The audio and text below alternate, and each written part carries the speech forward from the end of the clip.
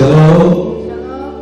Jemaat yang dikasihi Tuhan, saudara-saudaraku yang berada di tempat saudara berada sekarang ini, baik yang ada di Jakarta, di sekitar Jakarta, di Pulau Jawa, dan pulau-pulau lainnya di seluruh Indonesia, bahkan sahabat-sahabat saya yang ada di berbagai negara yang sedang melakukan tugas dan pekerjaan, tetapi berkesempatan bergabung dengan saya atau dengan kami pada pagi hari ini melalui pelayanan ibadah live streaming ini. Untuk kesekian kalinya pelayanan ibadah ini dilaksanakan dengan live streaming, tidak dalam bentuk ibadah komunal, oleh karena pemberlakuan physical standing yang begitu meningkat dan ketat hari-hari ini dalam konteks memutus mata rantai penyebaran COVID-19. Pagi hari ini saya ingin menyampaikan sebuah tema khotbah yang saya harap firman Tuhan ini dapat membimbing, menuntun kita untuk kita menyadari betapa hal ini amat penting kita miliki. Kalau kita ingin hidup lebih baik, berhikmatlah. Jadi tema pada pagi hari ini sederhana sekali. Ingin hidup lebih baik, berhikmatlah. Pembacaan firman Tuhan pada pagi hari ini terambil di dalam Amsal pasal 3 ayat 5 sampai 6 yang berkata sebagai berikut.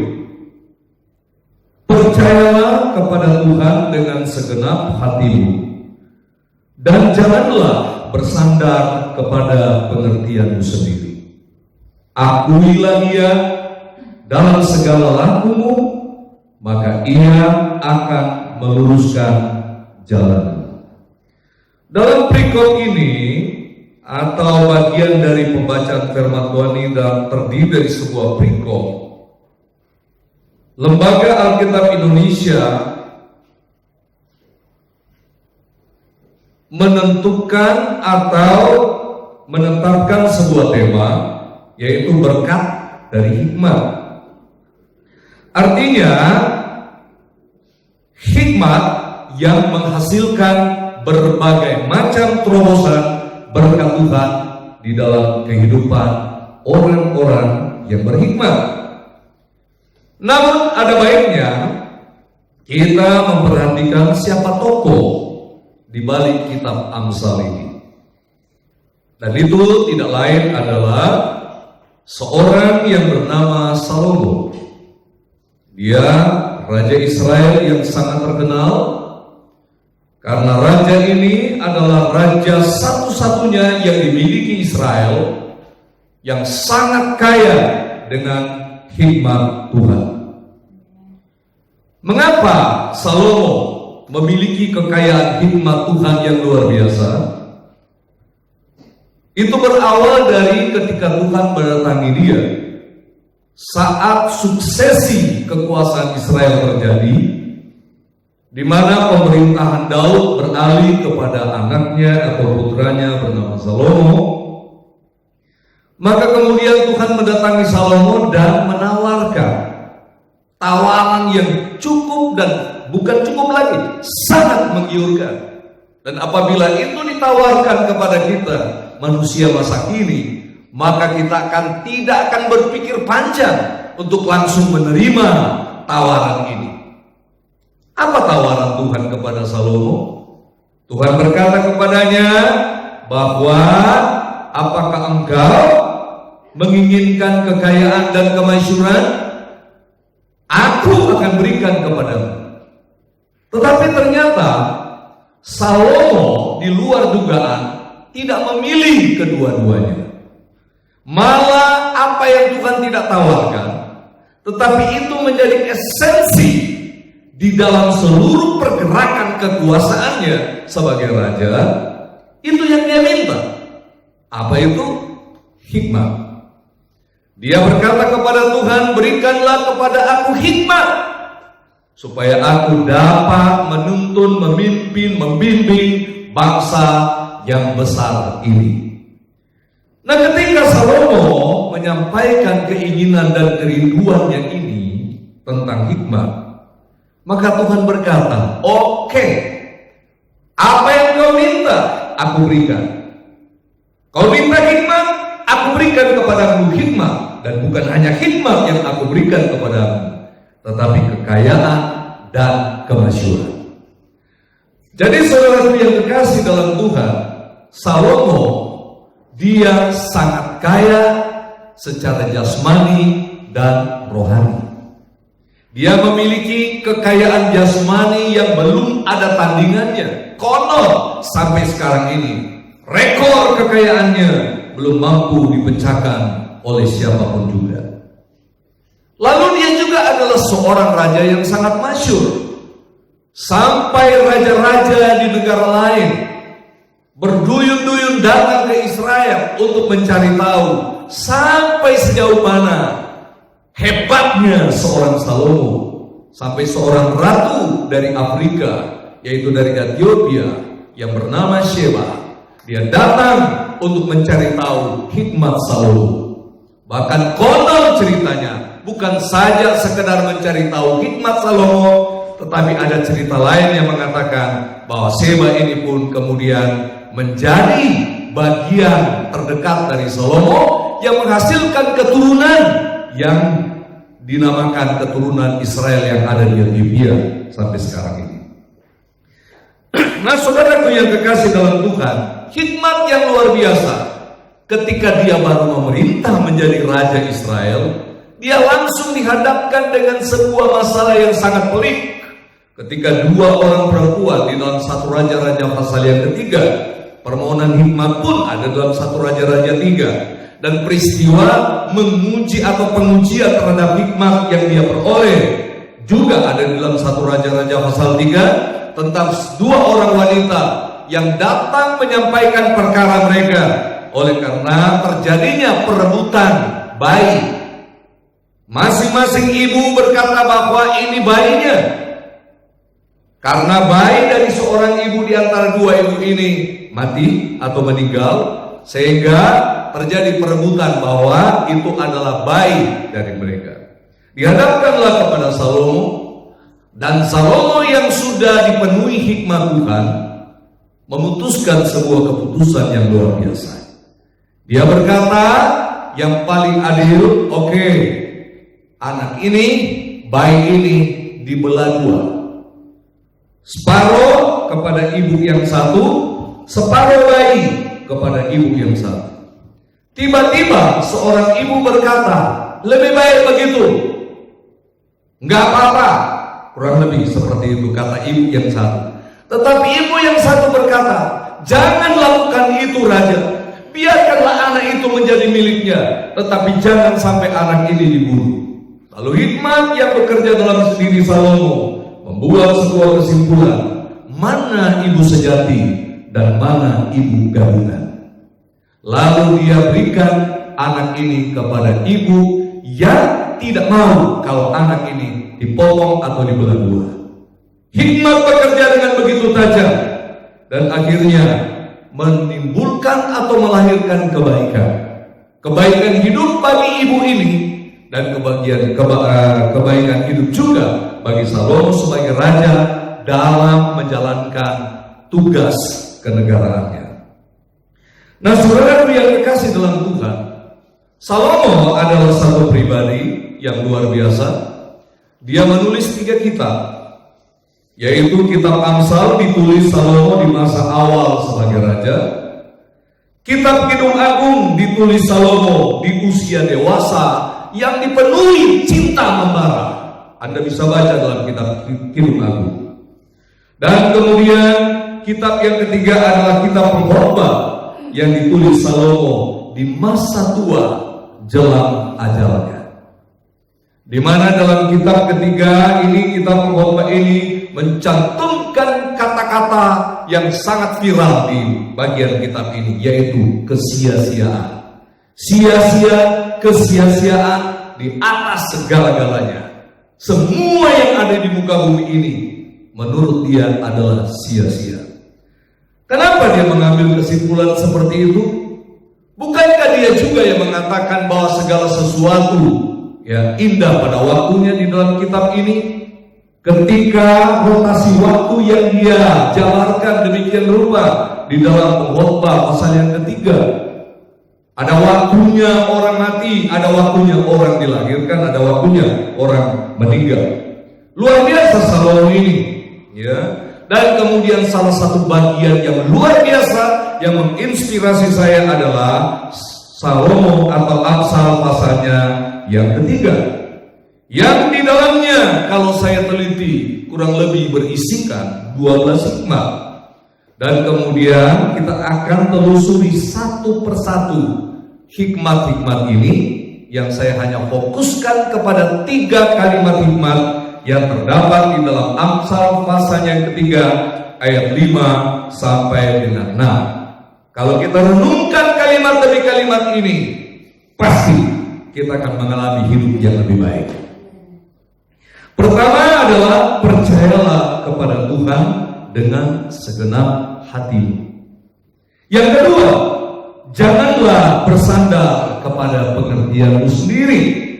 Yang ketiga, akuilah Dia dalam segala lakumu. Mari kita simak satu persatu kalimat-kalimat hikmat ini. Pertama, percayalah kepada Tuhan dengan segenap hatimu. Firman Tuhan berkata, atau tertulis di dalam bagian Alkitab, bahwa dengan mulut kita mengaku dan dengan hati kita percaya. Jadi masalah percaya adalah masalah hati. Makanya firman Tuhan berkata, percayalah kepada Tuhan dengan segenap hatimu, bukan hal-hal yang lain. Dan kemudian kalimat ini menegaskan tentang percaya kepada Tuhan dengan hati yang dalam kadar totalitas, enggak setengah-setengah, total mempercayai Tuhan. Percaya kepada Tuhan dengan segenap hati adalah tidak bimbang atau ragu-ragu, tidak bercabang hati atau mendua hati, tidak curiga sedikit pun atas semua proses hidup yang diluaskan dan diizinkan Tuhan. Karena kita tahu kan proses hidup kadang-kala menyakitkan. Masalah yang kita hadapi sekarang ini bukan masalah pribadi, bukan hanya masalah bangsa Indonesia. Ini masalah global tentang COVID-19 ini. Betul-betul menyakitkan hati, membuat kita bertanya-tanya, di manakah Tuhan ketika hal ini terjadi? Seolah-olah Tuhan bungkam diam, tidak bergerak dan tidak berbuat apa-apa. Saya mau beritahukan kepada saudara, Tuhan sedang merendah sesuatu yang terbaik. Bahkan menurut ilmu pengetahuan, para ahli iklim, ahli klimatologi, geofisika menyatakan bahwa ketika COVID-19 ini melanda dunia, bumi berputar dengan agak santai. Udara lapisan ozon kembali agak lebih menebal.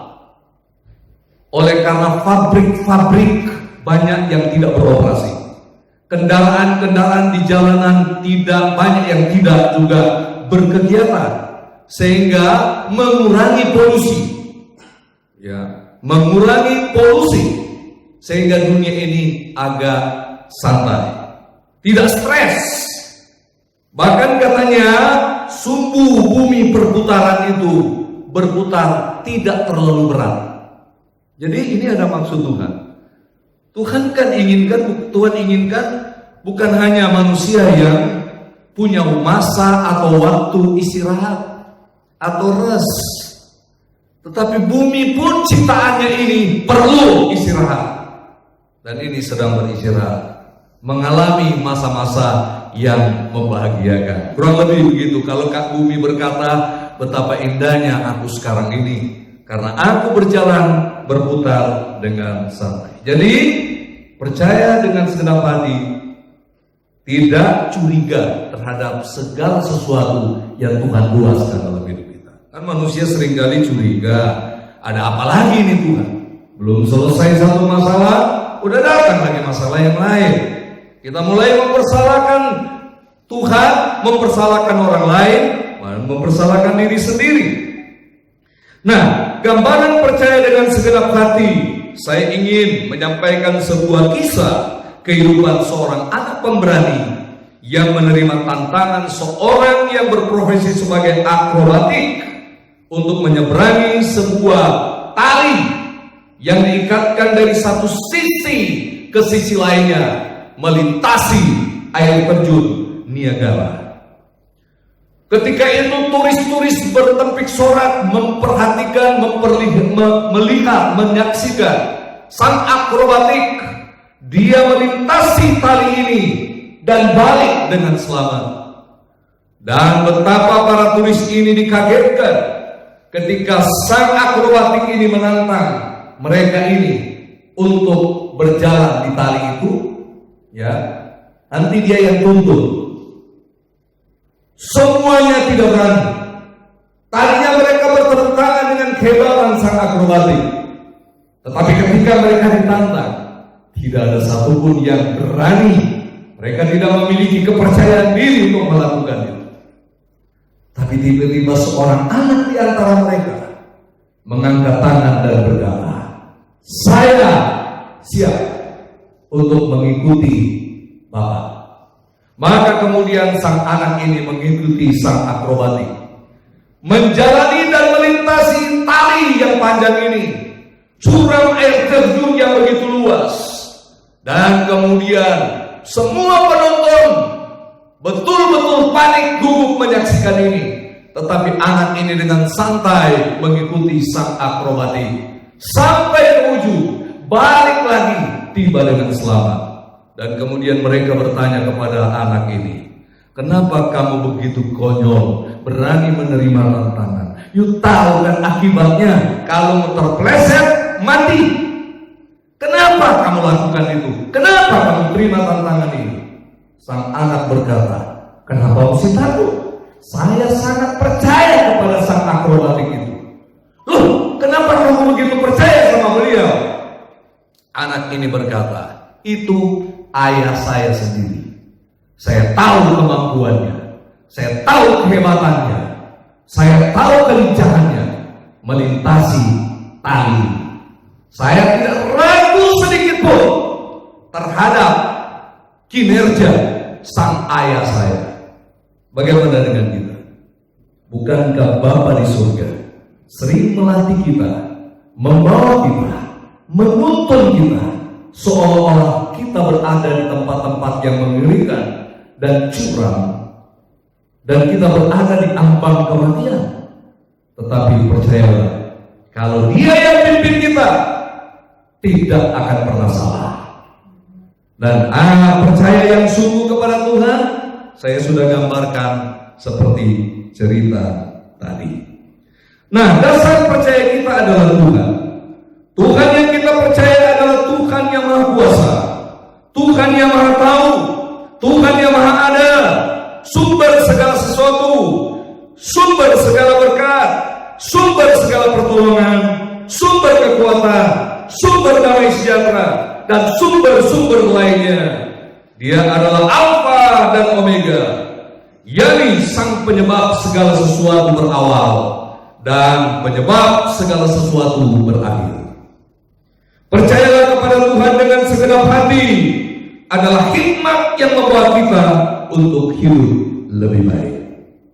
Ini yang poin yang pertama. Yang kedua, janganlah bersandar kepada pengertianmu sendiri.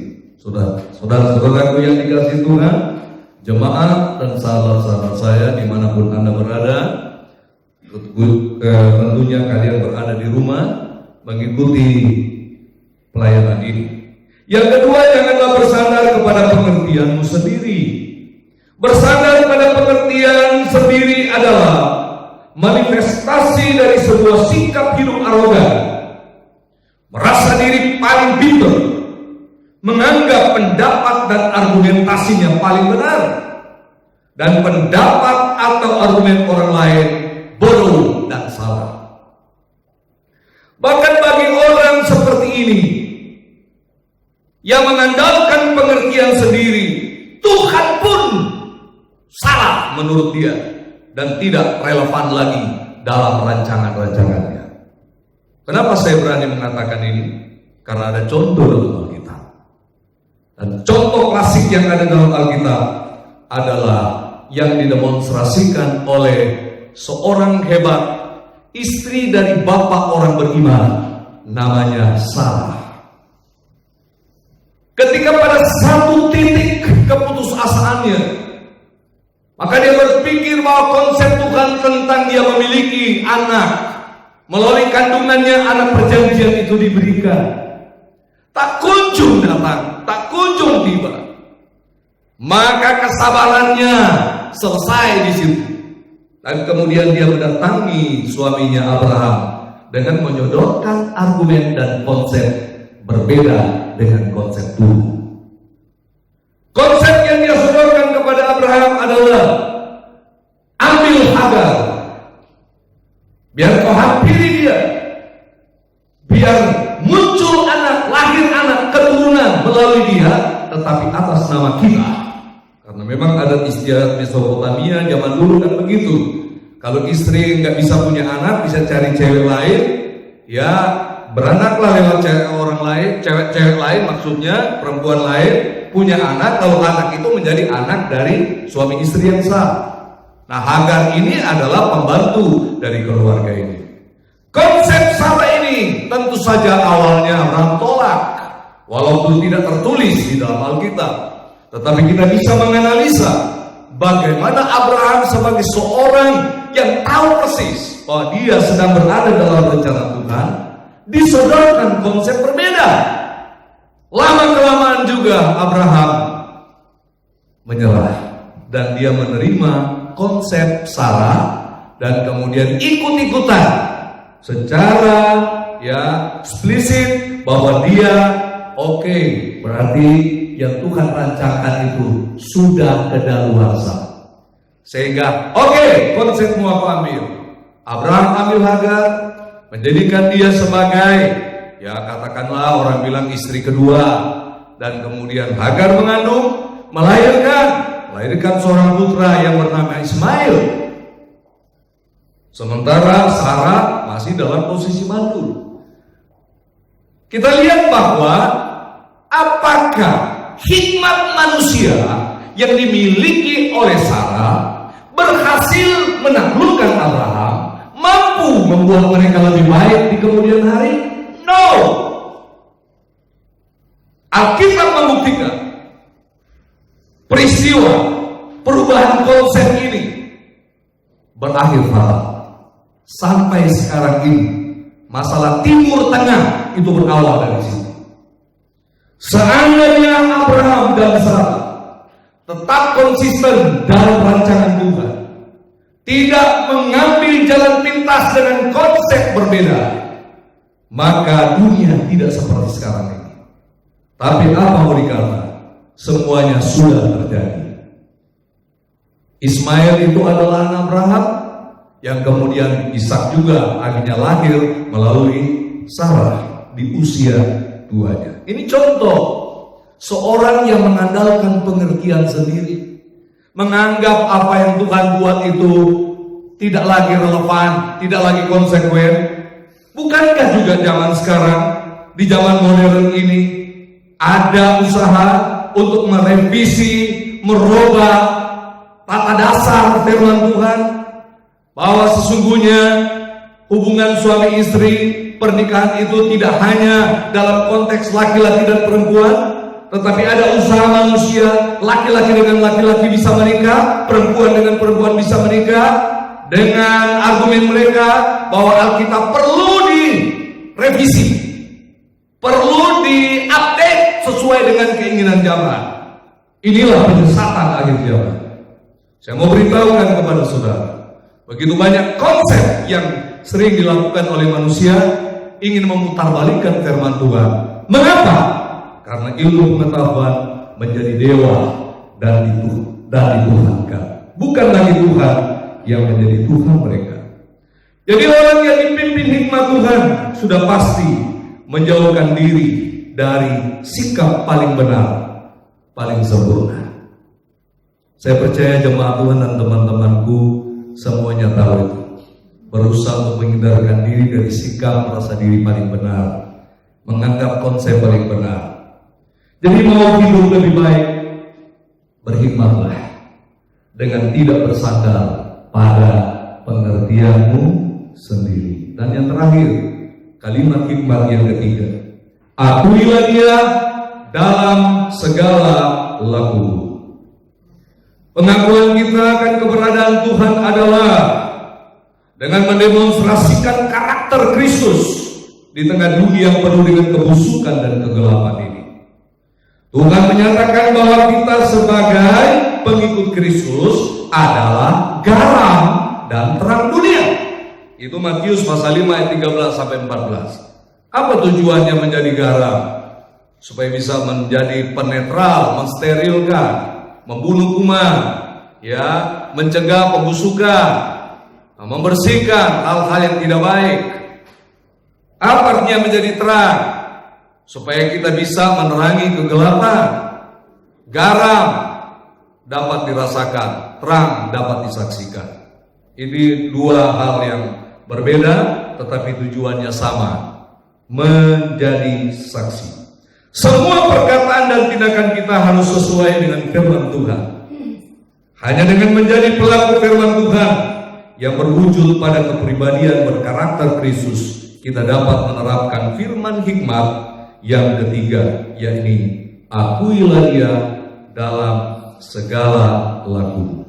Saya mengajak kita secara bersama-sama menghidupi firman Tuhan yang tertulis dalam Amsal 3 ayat 5 sampai 6 ini. Yaitu percayalah kepada Tuhan dengan segenap hati, janganlah bersandar kepada pengertianmu sendiri, akuilah dia dalam segala lakumu. Jika kita konsisten dan berkomitmen melakukan firman Tuhan ini, sudah pasti kita akan menuai hasil akhir yang sangat menggembirakan. Kita seperti yang tertulis dalam kalimat akhir Amsal 3 ayat 6. Apa kalimat akhir tersebut? Maka ia akan meluruskan jalanmu. Maka ia akan meluruskan jalanmu. Nah itulah tujuan dari kalimat mau hidup lebih baik, berhikmatlah. Untuk supaya Tuhan meluruskan jalan kita, 3 firman hikmat tadi harus kita renungkan. Percayalah kepada Tuhan dengan segenap hatimu, janganlah bersandar pada pengertianmu sendiri, akuilah dia dalam segala lakumu, maka ia akan meluruskan jalanmu. Maka ia akan meluruskan jalanmu, artinya doa kita dijawab Tuhan, usaha kita lancar, hidup kita lebih produktif, hidup kita lebih berkualitas, hidup kita berhasil, hidup kita sehat dan diberkati di semua aspek. Mau hidup kita terus berjalan dengan lurus, lancar? Mari renungkan firman Tuhan ini. Nah, di akhir khotbah saya ini, saya ajak kita semua untuk memperhatikan 3 firman hikmat ini agar hidup kita menjadi lebih baik. Berhikmatlah kalau mau hidup lebih baik. Salah satu hikmat yang dilontarkan hari-hari ini, baik oleh Tuhan melalui pemerintah kita, setiap kita mengikuti update ya COVID-19 jam 3 sampai jam 4 sore di televisi Republik Indonesia, juru bicara pemerintah, gugus depan pencegahan penularan COVID-19 ini selalu menghimbau sesuai dengan instruksi. Dan ini hikmat dari Tuhan melalui pemerintah. Jaga kebersihan, cuci tangan dengan sabun, pakai air yang mengalir, jaga jarak, paling tidak 1-2 meter. Kalau berpergian itu keluar rumah itu hanya karena hal-hal yang amat penting. Saya kadang-kala sedikit beradu argumentasi dengan istri saya soal keluar rumah. Ya, saya dengan begitu ketat mengatakan kita nggak boleh lama-lama di luar rumah, nggak boleh. Kenapa? Karena kita akan berjumpa dengan orang-orang yang tanpa gejala, tetapi membawa virus ini dan bisa tertular kepada kita. Ini hikmah, kita harus jalankan. Lebih baik mencegah daripada mengobati. Udah banyak korban yang kita saksikan. Puji Tuhan. Memang hari kemarin, hari Sabtu, laporan dari yang terkait dengan COVID-19 ini lumayan banyak, 500 lebih. 500 lebih yang tertular. Pemecahan rekor tertular di zaman PSBB ini, di masa PSBB ini. Walaupun kita lihat tingkat orang sembuh sangat meningkat dan signifikan. Dibandingkan dengan negara-negara lain yang berpenduduk jauh lebih kecil dari Indonesia. Indonesia dengan 13 ribuan orang itu sesuatu yang masih kita boleh katakan ya tidak terlalu mengkhawatirkan. Memang belum banyak yang dites dilakukan. Kami berada di tempat ini, di lokasi di mana kami berada, sebuah kelurahan yang berada dalam sebuah kecamatan yang di DKI Jakarta ini 2 kecamatan yang merah darah. Kecamatan daerah Tanah Abang dan Kecamatan Tanjung Priok adalah paling merah dari masalah COVID-19. Bahkan kelurahan di mana kita berada ini cukup signifikan. Ya, kalau tidak salah ada 27 atau berapa di Kebon Bawang yang positif. Ini sungguh luar biasa. Kita harus jaga-jaga. Jemaat yang dikasih Tuhan, jaga. Ikutilah aturan yang sudah diatur. Karena itu adalah bagian dari hikmat. Kalau mau hidup lebih baik, berhikmatlah. Jangan mengandalkan pengertian sendiri. Tetapi marilah kita percaya kepadanya, tidak mengandalkan konsep kita, dan mengakui Tuhan dalam segala hal. Untuk itu saudara yang dikasih Tuhan, firman Tuhan ini saya cukupkan sampai di sini. Saya cuma mau berkata bahwa mari optimis, badai pasti berlalu. Tidak ada kekuatan dan kekuasaan yang menandingi Tuhan. Ya, tidak ada yang mampu mengalahkannya. Berharap kepadanya, andalkan Dia. Percaya kepadanya dengan segenap hati, maka Tuhan pasti menolong kita. Terpujilah nama Tuhan kekal selama-lamanya.